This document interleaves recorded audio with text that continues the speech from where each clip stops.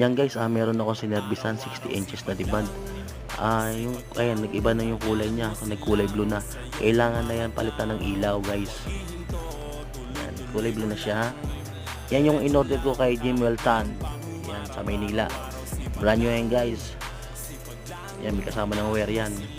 Yan guys, so brand new yan ha. Mura bigay niya sa akin dyan. Siyempre, kaibigan ko siya. Yan yung nakabit ko na siya guys lahat. Yan, ang ganda na yung ilaw niya.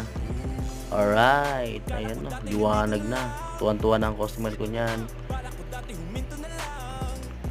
Mura lang naman ang singil ko dyan guys. Yan na siya. Yan na yung kapatid ko, si Raymar Sisista. Tuwan-tuwa na siya guys. Kasi okay na. Hindi na siya kulay blue. Alright, sabi na, tinanong ko yung kapatid ko, okay na. Sabi niya, okay na raw. Yan na guys. Salamat guys, thank you.